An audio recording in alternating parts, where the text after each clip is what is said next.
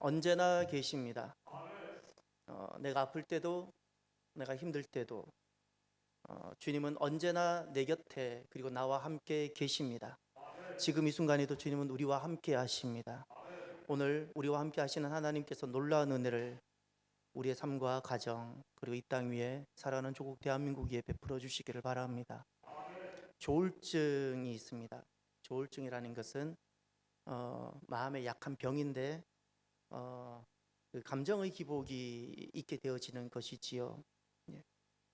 금방 기뻤다가 금방 슬퍼지고, 금방 슬펐다가 금방 기뻐지고. 그 조울증에 있어서 조울증이라는 약함이 내게 생기면, 마음의 약함이 생기면 무엇이 어려운가니 지속하는 것이 어려워집니다. 지속하는 것. 지속이 안 되는 겁니다. 이 지속이라는 것은 좋을 때도 지속이 되어져야 되고 내가 슬픈 일이 있어도 지속이 되어져야 되는데, 조울증이라는 것은 좋을 때와 그렇지 않을 때가 이 지속성이 이루어지지 않는 겁니다. 신앙에도 마찬가지입니다. 믿음이라는 것은 잘 되고, 믿음이라는 것은 기쁘고, 믿음이라는 것은 내 계획대로 될 때 그때만 펼쳐지는 것이 아니라 그렇지 못할 때도 내 인생의 어려움, 내 인생의 환난, 내 인생의 고통이 와도 지속되어져야 되는 겁니다. 이게 믿음입니다. 믿음은 지속되어져야 돼요. 지속되어져야 돼요. 그래서 오늘 본문에 보면 주님께서 그 종말을 준비를 해야 되는데, 종말을 준비하는 것은 가장 가치 있는 일인데, 그런데 오시는 주님, 파루시아, 주님이 임하심, 주님의 임하심, 파루시아, 그리고 세상의 끝, 순텔레이아, 주님이 오시고 그리고 세상이 끝나는 그것이 준비되어져야 되는데, 그 종말 준비에 위기가 있을 거라고 말씀하세요. 이 위기라는 것은 다시 말해서 나로 하여금 영적 조울증에 걸려서 좋은 상황 때만 주님 앞에 나오고, 그렇지 못할 때는 나도 모르게 믿음을 버리고 세상용으로 경향되어질 거라고 주님 말씀하셨어요. 이것이 위기입니다. 어떤 위기가 찾아올까? 네 가지 위기가 찾아옵니다. 첫 번째, 주님이 오기 전에 일어날 이 땅에서 있어질 일들인데, 첫 번째 어떤 위기가 오는가? 사회적, 행정적 제재로 교회를 굴복시키려는 위기가 온다고 말씀하셨습니다. 9절을 보십시오.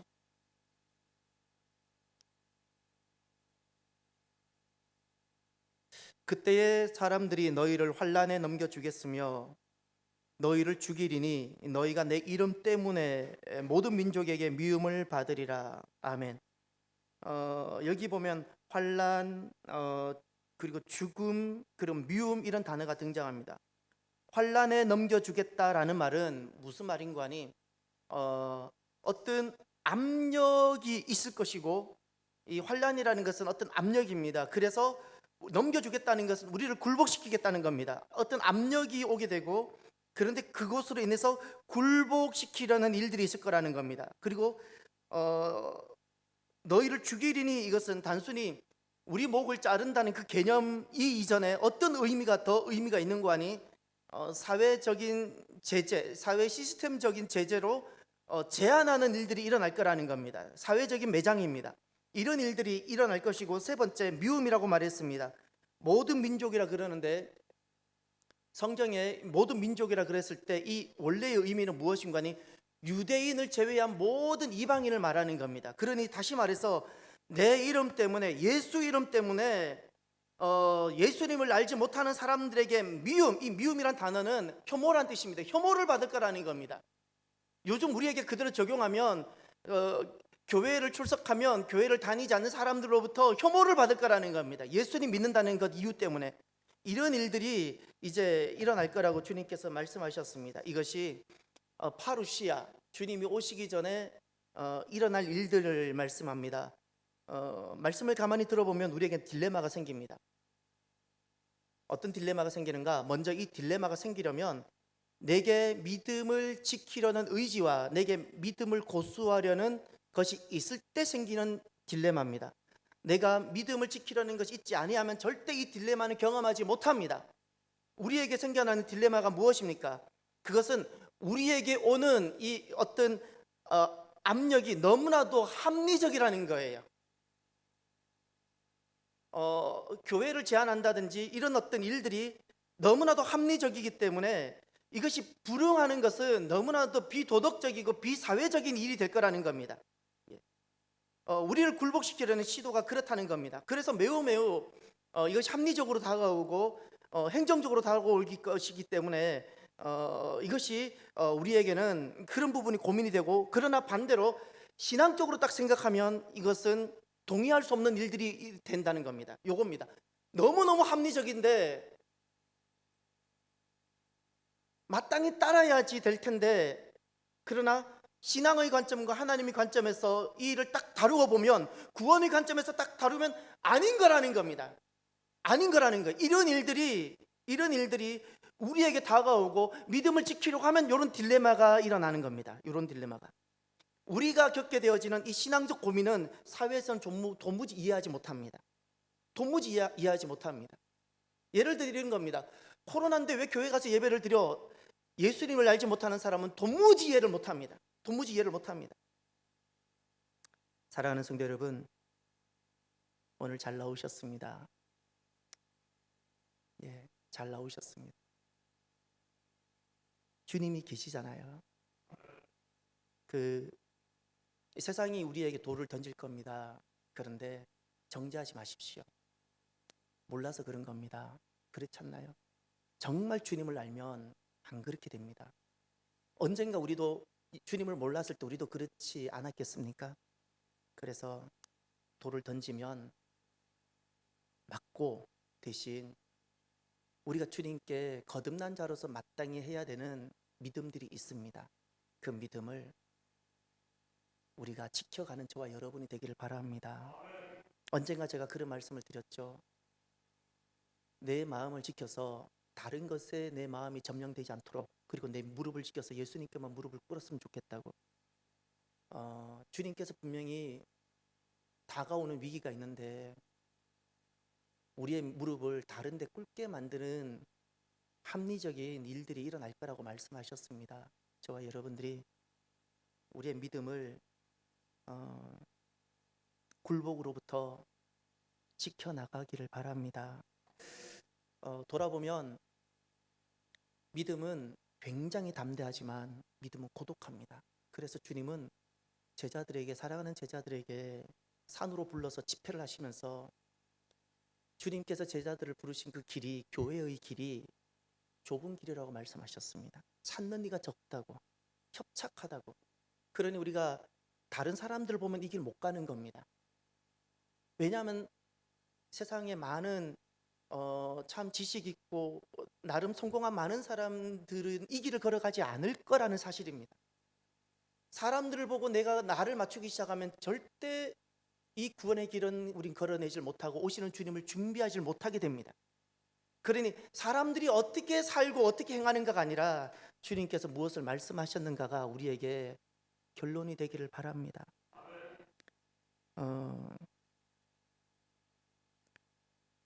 말씀을 준비하면서 그 신대원 동기들이 모여있는 단체 톡방이 있는데 기쁜 소식이 있어서 참 기뻤습니다. 서울에서는 금요일 날 법원에서 판결이 있었고, 우리가 속한 경기도에서는 토요일 날 발표가 될 수원지법에서 이제 법원에서 판결이 났는데, 그 경기도에서 대면 예배 금지가 있었죠. 쉽게 말하면 비대면 예배만 허용을 합니다. 비대면 예배만 허용을 했는데 그것에 대해서 법원이 이렇게 판결을 했습니다. 대면 예배 금지는 타 다중시설에 비해 형평성이 어긋나는 것이며 종교의 기본권을 본질적으로 침해하는 것이다. 참, 전 위로를 많이 받았어요. 참 기뻤습니다. 여러분, 이렇게 해요. 주님 오실 때까지 이 땅에 뭐랄까요, 저항하는 어떤 것들은 다 없어지지 않을 겁니다. 그것을 다 없애려고 내 인생을 소모하지 마십시오.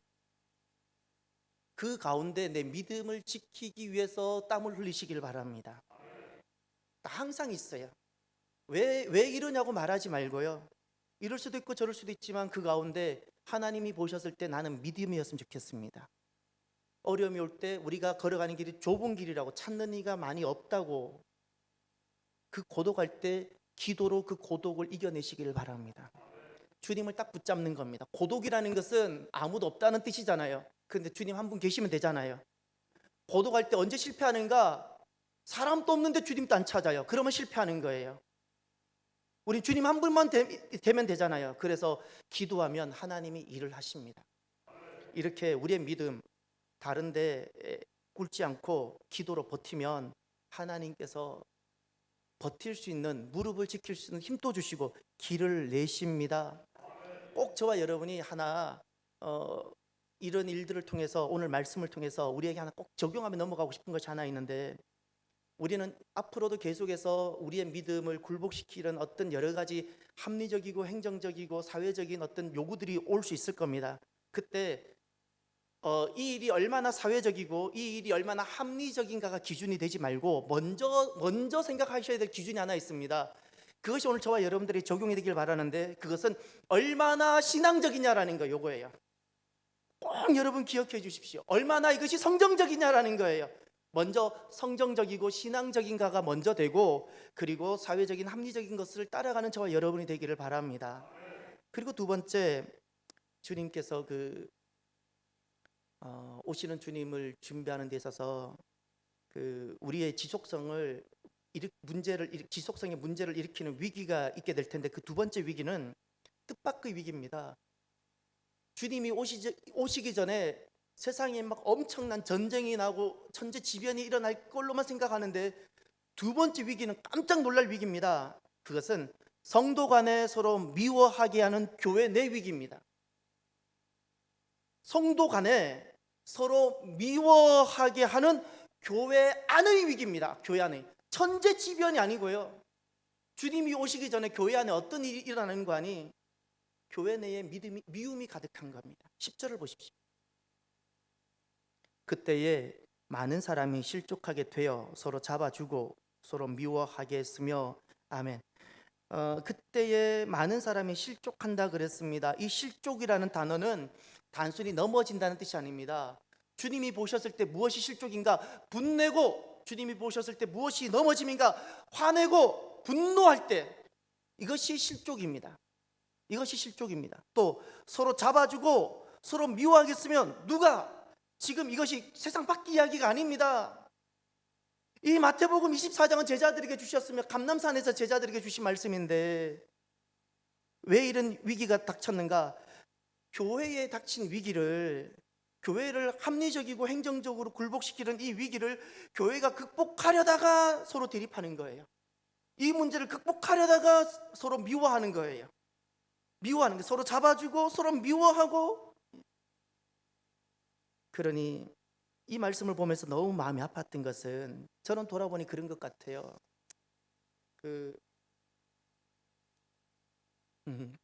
가끔은 저는 어렸을 때 그렇게 생각했어요. 목사님은 화장실도 안 가고, 목사님은 결혼하셔도 부부싸움도 안 하는 줄 알았어요.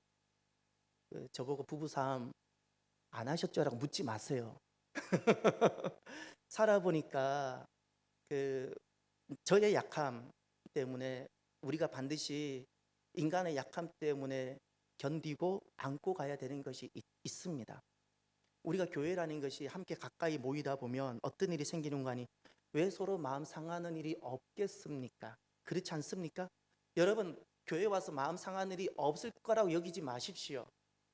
우리가 멀리 떨어지면 마음 상할 일이 없습니다. 근데 가까이 하다 보면 생기잖아요.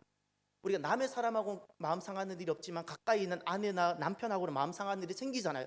가깝기 때문에 그래요. 교회라는 것은 가까운 사이입니다. 가족입니다. 그런데 제가 오늘 이 말씀 보고 진짜 마음이 아팠던 것은, 상할 수는 있는데 마음 상함으로 끝나버렸다는 사실이에요.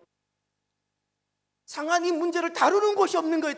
다루는 부분이, 제가 이것이 마음이 아픈 거예요.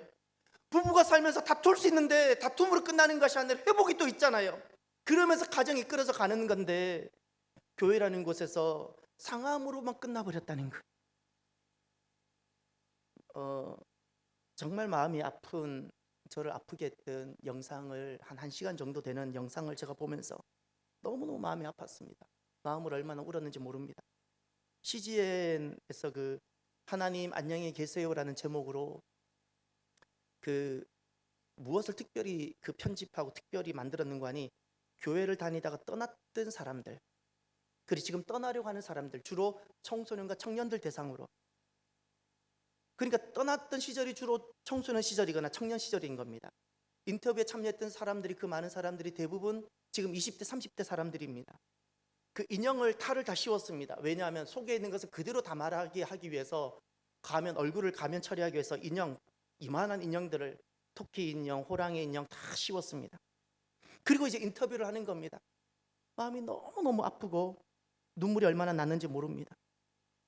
이제 교회를 다니다가 교회를 떠난 사람들의 그 속에 있는 하나도 가감되지 않는 말들이 그대로 나오는 겁니다. 왜 교회를 떠났나? 하나님을 떠나기 싫어서 교회를 떠났다는 겁니다. 하나님을 떠나기 싫어서 교회를 떠났다고. 거기 보면 인터뷰에 항목들이 쭉 있습니다. 항목들에 이제 각각 사람들마다 응답하고 그것을 영상으로 편집해서 이제 다룬 건데, 그런 항목 중에 이런 항목이 있습니다.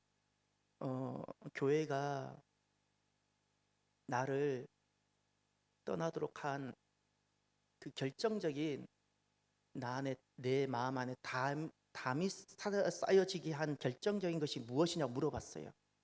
그러니 교회에 왔는데 마음이 다치게 한 결정적인 것이 무엇이었냐고, 담이란 단어를 썼어요. 벽. 그랬더니 교회를 떠나는, 그리고 지금 떠나려는 그 젊은이들이 하는 놀라운 말이, 본인들은 이것 때문에 너무나 아프고 교회에 와서 마음이 딱 다쳤는데 정작 교회를 지금 출석하는 사람들은 전혀 그것을 인지하지 못하고 있다는 사실이에요. 제가 보면서 그랬어요. 그 내용이 이런 겁니다. 너 같은 애는 하나님이 싫어해. 아마 분명히 이 친구는 뭐 술을 먹었다든지 더 나쁜 어떤 것을 했을지 몰라요. 너 같은 애는 이런 거 하는 거 하나님 싫어해. 딱 이거. 두 번째, 너는 지각하면 안 돼. 아마 장로님 아들 정도 됐을 것 같아요. 너가 왜 지각하는 거냐, 너가 회장 아니냐고, 이런 거예요. 너는 지각하면 안 돼. 세 번째, 사역이 뭐가 힘들다고. 사역이 뭐가 힘들다고. 네 번째, 목사 딸이 그러면 안 되지. 다섯 번째, 내가 믿음이 부족해서 그런 거야. 그 외에도 더 있었는데, 이런 이야기가 공경연하게 우리 안에 쉽게 들어볼 수 있었던 이야기들 아닙니까? 그런데 이 이야기가 벽이 되고 담이 되어서 사람들이 가득한 교회에 왔는데 섬이 된 거예요. 고독하게 된 거예요. 섬이 됐어요. 내 이야기, 내 속에 있는 이야기를 들어줄 사람이 아무도 없습니다. 나는 충고한다고 했는데, 내가 어른이고 내가 권사고 내가 장로니까, 내가 집사니까 나는 충고한다고, 너 좀 잘하라고 했지만 나는 옳다고 한 말이 그에게는 이것이 정죄가 된 겁니다. 여러분, 미움의 핵심은 미워한다고 미워되는 게 아니고요, 나는 옳다고, 나는 이건 옳은 소리야, 옳은 소리야라고 입 바른 소리 한다고 한 것이 이 미움의 핵심입니다. 이것을 정죄라 불러요. 정죄. 미움의 본질은 정죄입니다. 정죄. 그래서 어머니는 정죄하지 않잖아요. 세상에는 오만 돌로 내 자녀 다 돌을 던지지만 어머니는 내 자녀가 어디가 약한지 알면서도 어머니는 정죄하지 않잖아요. 공감해주고 품어주고 기다려주잖아요. 기다려주잖아요. 어머니는 자녀를 옳고 그름으로 대하지 않잖아요. 옳고 그름으로. 미움의 핵심은 옳고 그름으로 대하는 거예요. 옳고 그름으로. 옳고 그름. 지금 우리가 동일합니다. 지금 우리가 사람을 성전에 나와서 너를 보고 또 저를 보는데 옳고 그름으로만 본다면 나는 항상 미움이 가득하고 미움의 위기가 찾아온다 그랬는데, 나는 그 미움의 위기에 빠져서 오시는 주님을 준비하지 못하고 있는 겁니다. 오시는 주님을. 절대 구원은 이루어지지 않습니다. 저는 우리 교회가 목욕탕의 은혜가 있었으면 좋겠습니다. 목욕탕은 때가 있는 사람들이 오는 곳입니다. 때가 있는 사람. 목욕탕에서는 옷을 입고서는 절대 때가 처리가 안 됩니다. 부끄러워도 옷을 다 벗고 우리가 들어가죠. 그런데 목욕탕에서는 들어갈 때는 때가 있었지만 나올 때는 우리가 깨끗하게 나오지요. 제가 그 잠을 자도 무엇을 해도 제 안에 있는 하나님이 제게 주신 교회의 아름다운 그림이 하나 있습니다. 그것은 어떤 사람도 다 괜찮습니다. 그곳은 정죄가 없습니다. 심지어 동성애자도 괜찮고 와도 되고 사회주의자도 다 와도 됩니다. 보수자도 다 와도 됩니다. 괜찮습니다. 그런데 여기에서는 어떤 이야기를 해도 정죄가 없어야 됩니다. 다만 이것을 어떻게 다루어져야 되는가? 이것을 말씀으로, 말씀에 각자가 다 비춰져야 되고, 그리고 여기서 함께 기도하고 갈 때는 복음으로만 돌아가는 겁니다. 너무 어려운가요? 이렇게 하셔야 돼요. 세상이 완전할 거라고 기대하지 마십시오. 완전한 세상은 없습니다. 교회가 완전한 사람만 와야 된다고 여기지 마십시오. 모든 사람이 다 올 수 있어야 됩니다. 모든 사람입니다. 잊지 마세요. 내가 원하지 않는 사람도 와야 됩니다. 와서 여기서 무엇으로 바뀌어야 되는 거니? 예수님을 만나야 됩니다. 사회주의자도, 동성애자도, 보수주의자도, 근본주의자도 다 와서 결국 누구 앞에 무릎을 꿇어야 되는 거 아니? 예수님입니다. 지금까지는 사회주의자는 이데올로기에 무릎을 꿇었습니다. 각자가 다 무릎을 꿇었는데 거기에서 말씀을 통해서 예수님을 만나는 겁니다. 그 복음 안에서 그래서 하나가 되는 겁니다. 바로 요것입니다. 요것. 언제 미움의 위기가 극복되는가? 사회주의자도 괜찮다고 말해 주어야 됩니다. 왜죠? 예수님 때문에. 동성애자도 괜찮다고 교회 오라고 말해 줄 수 있어야 됩니다. 괜찮다. 우리의 자녀 지금 더디고 늙고 그래서 많이 마음이 조급하고 속상할 수 있을 겁니다. 그러나 돌아보십시오. 내가 젊었을 때 어땠는지, 내 젊었을 때 어떻게 살았는지, 나 같은 것도 하나님의 은혜를 입고 내가 이렇게 오늘날 서 있지 않습니까? 그러면 나 같은 것도 하나님께서 은혜 주셔서 이렇게 회복시켜 주셨다면 하나님께서는 우리의 자녀 세대와 젊은 세대들을 결국 버리지 아니하시고 돌아오게 하실 줄 믿어야 됩니다. 요 은혜입니다. 요것이 내 자녀가 더디고 이런 사람이든 사회주의자든 동성애자든 누구든지 교회만 와서 여기서 목욕탕 은혜가 있어서 다 뒤집어지고 다 씻어지고 예수님 은혜, 이 은혜로 누구도 정죄받지 않고 내 안에 있는 이야기를 하고 그것을 들어주고 기도하고 돌아갈 땐 예수님으로 충만하고 바로 이것입니다. 그러면 우리가 어떤 위기를 극복하게 되는 거 아니? 미워하고 싶은 위기, 교회인데 정죄하고 싶은 이 위기를 비로소 극복하게 됩니다. 절대 교회를, 성도를 옳고 그름으로 보지 마십시오. 옳고 그름으로 보는 순간 내가 걸어가야 되는 나의 구원의 길을 내가 잃어버립니다.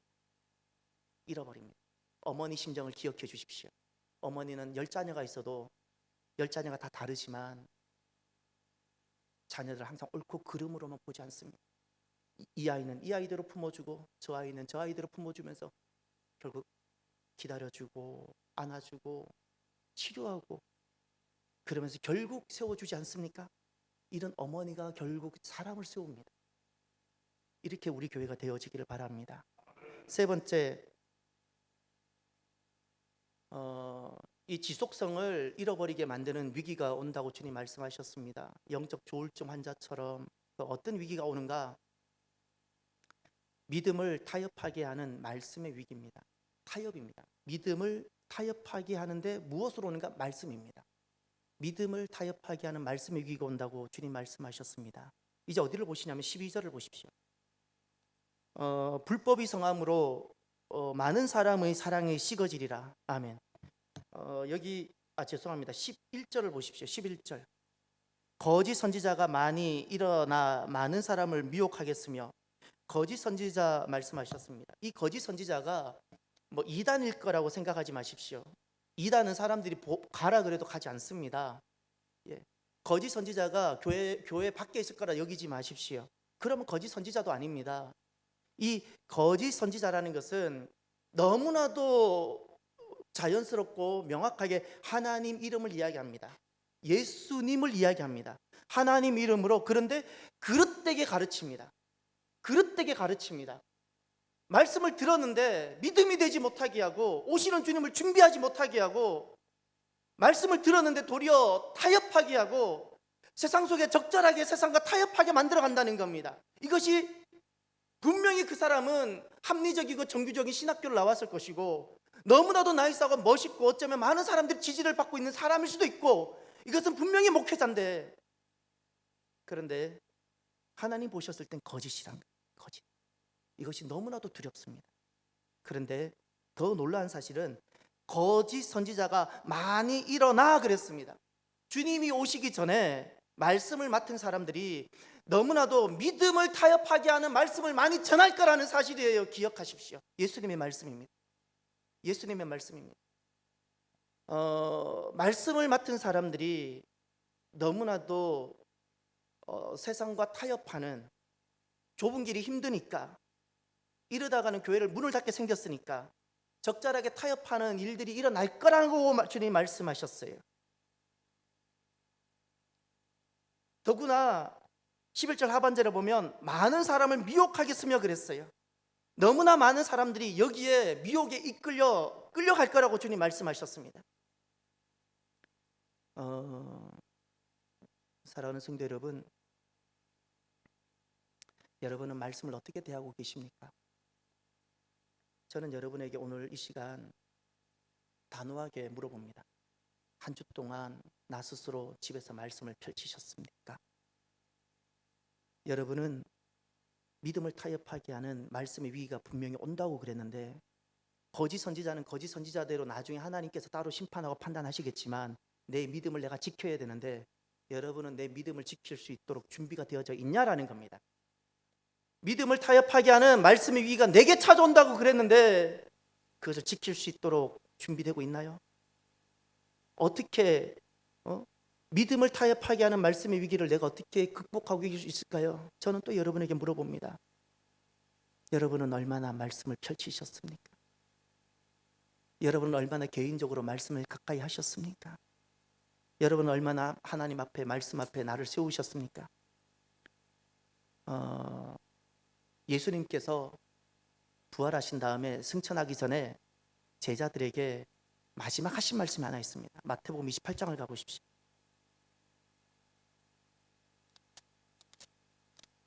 마태복음 28장을 가십시오. 19절을 보십시오.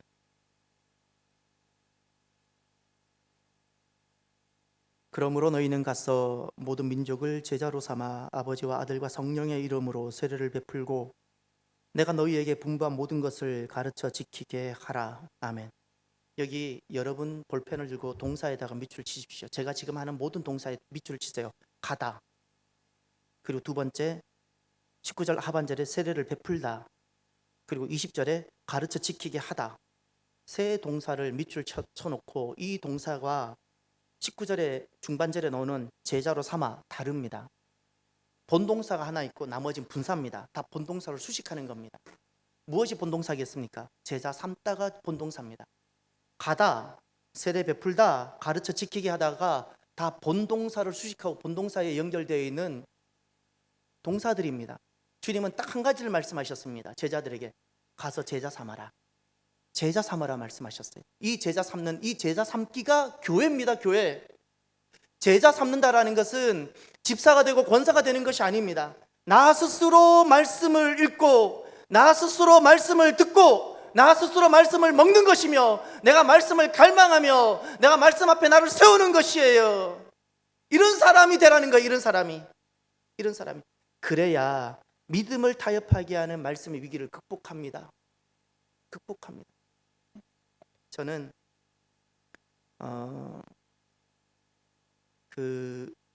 여러분들에게 말씀을 대하는 자세를 이렇게 여러분들에게 권해보고 싶습니다.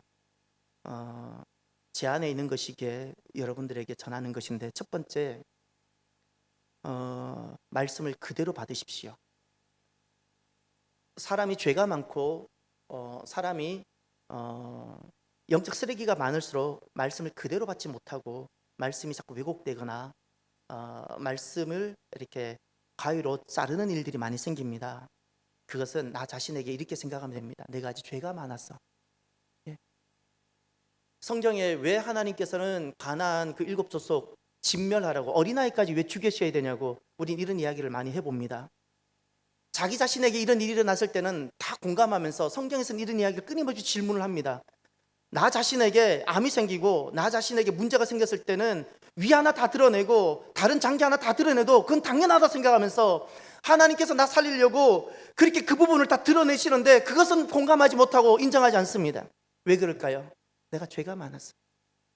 죄가 많았어.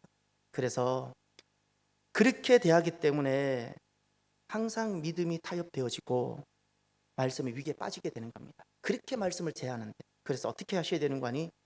말씀을 그대로 받으십시오. 이 훈련을 계속 하셔야 돼요. 말씀이 그대로 받아들여지지 않는 이유는 회개하셔야 돼요. 금식을 해서라도, 말씀이 그대로 받아들여질 때까지 금식하고 금식해서라도 뿌리를 뽑아서 말씀을 어린아이처럼 그대로 젖을 먹듯이 그대로 받도록 하셔야 되고, 두 번째는 이 말씀에 나 자신을 드러내고 적용하셔야 돼요. 사람들이 두 번째를 잘 안 합니다. 말씀을 받고 끝내버려요. 아니요, 말씀은 내 삶이 되어져야 되는데, 그러면 말씀에 내가 보여져야 되고 내가 비춰져야 돼요. 오늘 또 만약에 마지막 시대에 이런 위기가 온다 그랬으면 나는 지금 이런 어떤 위기 가운데 처해 있는가 내가 보여져야 되는데, 만날 말씀 들으면 아내가 생각나고 만날 말씀 들으면 저 김집사가 생각나고, 아니요, 내가 보여져야 돼. 내가 보여져야 돼. 내가 보여지고 내가 드러나야 돼요. 말씀에 다 드러나고 이 말씀을 가지고 내 이야기가 할 수 있어야 돼요. 하나님, 저는 제가 이렇게 쉽게 나는 이거 잘 옳다고 생각했는데 이것이 세상에 굴복하는 것인 줄 제가 몰랐습니다. 이렇게 하나하나 나 자신 이야기가 되어져야 돼요. 세 번째, 너무나도 중요한 거, 이것은 여러분이 명심하고 들으시고 이걸 하셔야 되는데, 말씀을 구속사로 읽으십시오. 많은 사람들이 이 말씀을 읽으면 도움이 되는 좋은 경전, 읽으면 도움이 되는 좋은 어떤 삶의 지혜, 이렇게 제하는 경우들이 있어요. 아니요, 이 성경은 주님께서 우리를 구원하시기 위해서 두신 말씀입니다. 인류의 모든 역사는, 타락하고 나서부터 인류의 모든 역사는 하나님의 구원의 역사입니다. 그렇기 때문에 말씀을 하나님의 구원의 관점으로 봐야 됩니다. 하나님의 구원의 관점으로 보지 않으면 어떻게 되는 거니? 윤리로 봅니다. 윤리. 하나님께서 나를 구원하시기 위해서 때로는 진멸도 하시고 예수님을 십자가에 못 박기도 하시는데, 이런 하나님의 구원의 관점으로 보지 못하고 구원을 보지 못하면 늘 한 장면마다 옳고 그름으로 봅니다. 옳고, 지금 내가 살고 있는 시대 가치의 기준으로 옳고 그름으로, 이건 옳지 않은 것 같은데 저건 옳은 것 같은데, 이렇게 성경을 봅니다. 그러니 결국에는 이 하나님께서 이루시고자 하신 그 구원을 내가 맛보지도 못할 뿐만 아니라 오시는 주님을 내가 준비하지 못하게 됩니다. 말씀을 구속사로 읽으셔야 돼요. 말씀을 내가 구속사로 읽어야 내 인생의 해석이 되어집니다. 내가 왜 이 남자와 내가 결혼해서 살아야 되는지, 내가 왜 오늘날 이 교회에 내가 왜 있어야 되는지, 말씀을 구속사로 대할 때만이 하나님께서 오늘 나를 배치시킨 이 하나님의 그 삶의 인도가 드디어 구원으로 보이고, 내 인생이 비로소 구원으로 해석이 되어져요. 구원으로. 내 인생이 구원으로 해석되기 전까지, 아직 구원으로 해석이 되지 않는 사람은 말씀을 구속사로 보지 못하는 사람이고, 아직도 성경을 윤리로 보는 사람입니다. 윤리로. 내 인생이 구속으로, 구원으로 해석되고 있습니까? 목사가, 제가 여러분을 만나는 것도 저는 구원이어야 됩니다. 구원인 겁니다. 저의 구원, 여러분의 구원, 여러분의 구원, 저의 구원, 모든 것이 구원으로 해석되어져야 됩니다. 좋기 때문에, 실력이 있기 때문에가 아니라 윤리가 아닙니다. 구원이어야 됩니다. 이렇게 구속사로 읽으면 기독교 세계관이 비로소 형성이 됩니다. 하나님께서 어떻게 통치하시고 하나님께서 나와 내 가정뿐만 아니라 대한민국을 어떻게 이끌어 가시는지가 비로소 보이게 됩니다. 그래서 말씀을 대할 때 여러분 꼭 버리셔야 되는 것이 있습니다. 시대의 가치에 서서 말씀을 보는 걸 버리십시오. 말씀의 암과 같은 겁니다. 시대 가치는 매 시대마다 다릅니다. 시대가 주는 도전들이 있는데 말씀을 1번으로 두십시오. 이 말씀을 우리가 다 설명이 안 되고, 이 말씀을 남들에게 과학적이고 이성적으로 합리적으로 우리가 다 설명하지 못하는 한이 있더라도 말씀이 그렇다면 그렇고 말씀이 아니라고 하면 아니라고 말할 수 있어야 됩니다. 사랑하는 성도 여러분, 말씀이 결론이 되게 하시기를 바랍니다. 무엇이든 사람은 자기가 결론 삼은 것이 자기 삶이 되는데 우리의 삶이 말씀이었으면 좋겠습니다. 말씀이 아니라고 하면 우리가 아니라고 하는 그것을 세상에 설명할 만한 객관성이 있는 뒷받침할 만한 내용들이 부족할지라도 우리에게는 여전히 말씀이 결론이 되게 하는 저와 여러분이 되길 바랍니다. 돌아보면 믿음은 모험입니다. 모험입니다. 우리는 내가 갖고 있는 이 믿음이 다 설명이 안 됩니다. 심지어 교회를 나오고도 있어도 정말 하나님 한 분만으로 만족하지 않는 경우에는 우리가 걸어가는 이 좁고 협착한 길이 설명이 안 되고 이해를 다 못 시킵니다.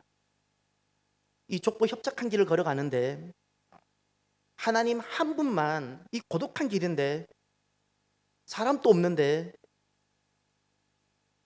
그런데 우리는 어디로부터 위로를 받는 거 아니? 하나님 한 분뿐입니다. 하나님 한 분. 그래서 믿음은 모험입니다.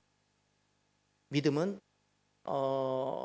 객관성, 타당성을 가지고 많은 사람들이 지지를 받을 수 있는 객관적인 어떤 근거를 주지 못하는 경우들이 너무나도 많습니다.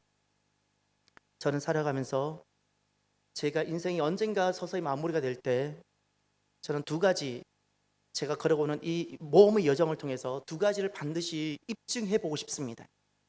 무엇을 두 가지 꼭 입증해 보고 싶은 거 아니? 저도 좌충우돌하면서 지금도 저도 살고 있는 사람인데, 다만 말씀 하나를 딱 붙잡고 말씀이 기준이 되고 말씀이 결론이 되어서 두 가지, 하나는 자녀를 말씀대로 한번 길러보고 싶어요.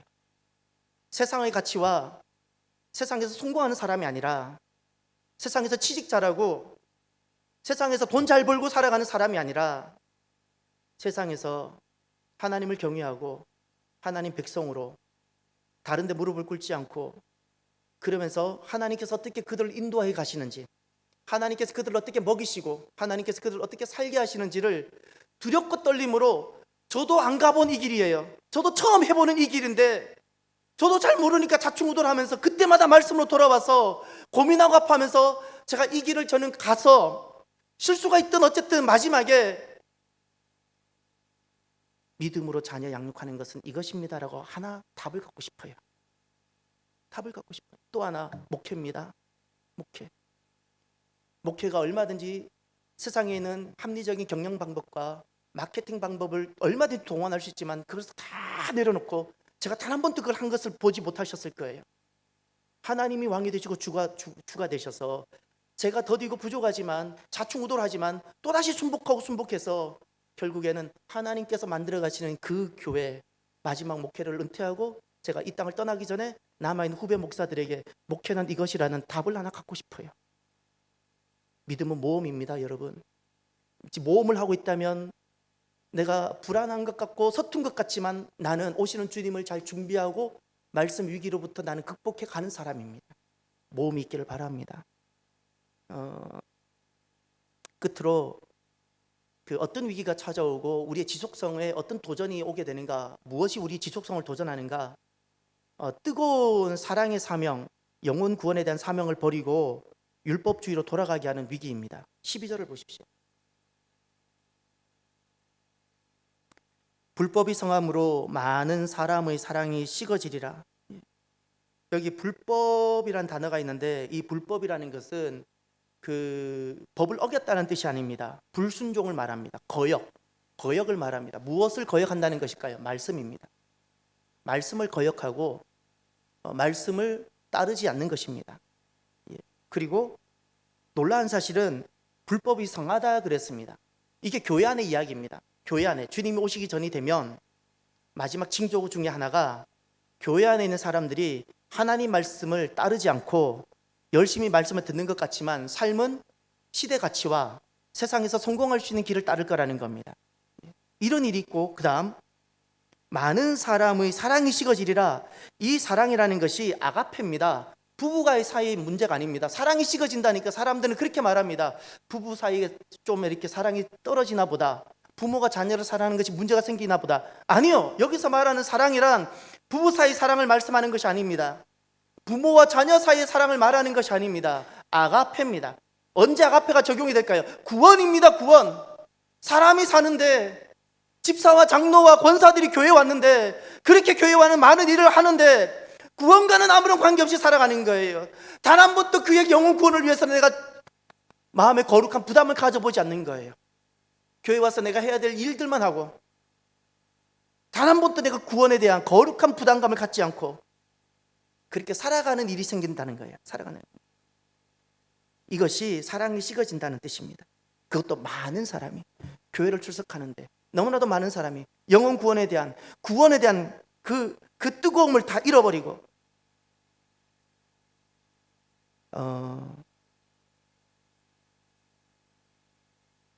19세기에 네덜란드 교회가 오늘 우리가 처한 이 모습과 참 많은 유사한 상황을 먼저 겪습니다. 왕정이 끝나고 산업화가 되고 민주화가 되면서 네덜란드 개혁교회가 굉장히 어려움을 많이 겪습니다. 그때 그 네덜란드 교회 거기에 참 귀한 한 분이 있었습니다. 아브라함 카이퍼입니다. 아브라함 카이퍼, 이분은 칼빈주의자 신학자입니다. 설교가요 목회자입니다. 대학의 총장이었고 그리고 정치가였습니다. 그는 반혁명당, 제가 그 당시를 잘 모릅니다. 네덜란드 상황을 잘 모르겠지만 반혁명당이라는 거 들어보면 혁명당이 있었던 것 같고 혁명당을 반대한다는 뜻인 것 같습니다. 반혁명당의 대표 당수였습니다. 그리고 그는 수상이 됐습니다. 그의 사상, 아브라함 카이퍼의 우리 그 한국 개혁교회는 영국 스코틀랜드와 네덜란드 개혁교회의 영향을 가장 많이 받았는데 바로 이분이 네덜란드 교회입니다. 네덜란드 개혁교회인데 아브라함 카이퍼의 사상의 핵심은 하나님의 영역 주권, 하나님의 주권입니다. 하나님은 교회뿐 아니라 삶의 모든 영역의 주인이다. 이것이 우리 장로교인이 믿는 신앙 고백입니다. 하나님은 교회 안에만 있는 것이 아닙니다. 하나님은 삶의 모든 영역, 온 세상 주인이신 겁니다. 온 세상이 하나님의 원리와 하나님의 가치, 하나님의 뜻 가운데 통치되어져야 되는 겁니다. 이것이 우리 장로교인의 신앙 고백입니다. 그래서 당시 이 카이퍼 목사님이 기독교 정치를 할 수밖에 없었던 상황, 19세기 유럽은 혁명과 전쟁의 연속이었고 그 자유주의가 창궐하면서 진화론과 사회주의, 공산주의가 네덜란드에 일어났습니다. 이런 사상에 깊이 물든 사람들이 국회를 점령하기 시작했고 그 당시 사회 전반, 네덜란드 전반에 어떤 구호가 일어났는가 하니 No God, No Master, 하나님을 없애고 그리고 주를 없애라는 거예요. 이 일이 캐치프레이즈로 계속해서 일어났습니다. No God, No Master. 그래서 이런 구호가 범람하면서 사회주의 체제로 가고 있었는데 이때 카이퍼 목사님이 일어나서 이렇게 인본주의, 유물론주의, 공산주의가 판을 치는 이 정치적 상황에 그가 외쳤습니다. 하나님 중심해야 되고 성경 중심해야 된다고. 그렇게 하면서 외쳤던 분이 이 카이퍼 목사님입니다. 가끔 사람들이 그렇게 말을 합니다. 교회에서 왜 정치 이야기를 하냐고. 여러분, 정치는 삶입니다. 가정도 정치가 있는 겁니다. 정치라는 것은 당연한 삶의 질서를 말하는 겁니다. 삶입니다. 원래 정교 분리라는 것 제가 분명히 밝혀드립니다. 정교 분리라는 단어를 누가 최초로 썼는가? 미국의 토마스 제퍼슨 그분이 첫 번째 썼습니다. 이 단어를 미국을 건설하면서 정교 분리를 이야기를 했는데 미국을 건설하면서 이 토마스 제퍼슨이 왜 정교 분리를 이야기했는가? 미국에 아무리 정권이 바뀌고 아무리 지도자가 바뀌어도 교회는 반드시 보호를 받아야 되고 교회의 예배가 훼손되어서는 안 된다라는 의미로 정교 분리를 이야기한 것입니다. 그런데 이것을 일제시대 때 이 일본 놈들이 역으로 우리에게 적용을 했는데, 한국 교회가 신사참배를 반대하고 목사님들이 말을 듣지 않으니까 정교분리라는 단어를 교묘하게 뒤집어서서 그때 우리에게 그렇게 교묘하게 정교분리해야 된다고 했던 거예요. 지금 한국 교회 사람들은 일본 사람들이 남겨놓은 그 정교분리 일제 잔재인데 그것을 그냥 그대로 가지고 있는 거예요. 잊지 마세요. 하나님은 온 세상의 주가 되셔야 되고 통치자가 되셔야 되는 거예요. 그래서 우리는 나라를 그렇게 기도하는 겁니다. 나라를. 이런 시도는 주님 오실 때까지 계속 있을 것인데, 그러나 우리는 이런 마음으로 나라를 위해서 기도하고, 또 우리는 기도하고 하나님 역사를 기다리고 그렇게 되는 겁니다. 사랑하는 성도 여러분, 하나님 중심, 말씀 중심, 교회 중심을 회복하길 바랍니다. 무엇을 하더라도 영혼 구원을 잃어버리면 아무것도 아닙니다.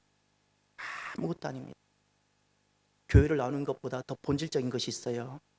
나는 구원의 삶, 내 삶이 구원과 관련되어 있는가를 보십시오. 내 남편을 구원하기 위한 삶인지, 내 자녀를 구원하기 위한 삶인지, 그래서 내가 하나님을 찾고 그래서 내가 말씀을 찾는지, 아니면 내가 남편 관계 살아도 남편 구원과 관계가 관심 없고, 내가 저 자녀가 저렇게 살아도 자녀 영혼 구원에 대한 관심이 조금도 없이 사는지, 그것이 율법주의입니다. 마지막에 사랑이 식어질 거라고 말했는데 바로 그것이 나에게 찾아온 위기입니다. 반드시 내 삶은 하나님의 구원을 이루어가는 구속사가 되어져야 됩니다. 오늘 끝으로 13절 14절을 다 함께 보시겠습니다. 함께 봅니다. 그러나 끝까지 견디는 자는 구원을 얻으리라. 이 천국 복음이 모든 민족에게 증언되기 위하여 온 세상에 전파되리니 그제야 끝이 오리라. 아멘. 주님께서는 끝까지 견디는 자가 있다고 말씀하셨습니다. 사랑하는 성도 여러분, 많은 사람들이 이 좁고 협착한 길을 걷지 않는다고 말씀하셨는가 하면 끝까지 믿음을 지키는 자들이 있다고 하셨습니다. 바로 그분들이 여러분이기를 바랍니다. 그분들이 여러분이길 바랍니다. 이들은 오시는 주님이 기쁠 겁니다. 오늘은 내가 합리적인 위협도 받고 사회적인 제재를 받을지라도 내일 내가 주님 오시는 그날이 나는 너무나도 기쁜 날이 될 겁니다. 오시는 주님이 너무나도 기다려지고 그날이 내게 감격이 되고 승리가 되고 있다면 나는 오늘 끝까지 믿음을 지키는 오늘의 삶을 살고 있는 사람입니다. 내 믿음을 굴복시키려는 어떤 도전들이 있는가 돌아보시길 바랍니다. 내 믿음이 지속되어져야 됩니다. 좋을 때만 지속되는 것이 아니라 그렇지 않을 때도 나를 굴복시키려는, 내 믿음을 굴복시키려는 시도가 있을 때, 그뿐만 아니라 내가 교회 내에 누군가를 그렇게 정죄하고 미워하고 싶은 그런 유혹이 있을 때도 여전히 나는 믿음이 지속되어져야 됩니다. 다시 믿음으로 돌아와야 됩니다. 은혜를 회복해야 합니다. 말씀의 위기, 말씀을 들으면 믿음이 생겨나야 되는데 말씀을 들으면 그냥 윤리로만 살게 만든다면 나는 내게 말씀의 위기가 찾아온 겁니다. 구원으로 되어 돌아가야 됩니다. 구원. 저와 여러분들이 우리에게 분명히 찾아올 위기들입니다. 저에게도 마찬가지고 우리 모두에게 이 위기들을 믿음으로 꼭 이겨서 믿음의 지속성을 날마다 가져서 오시는 주님을 준비하며 맞이하는 저와 여러분이 되기를 주의 이름으로 축원합니다. 기도합시다. 오늘 나에게 주시는 말씀을 가슴에 새기고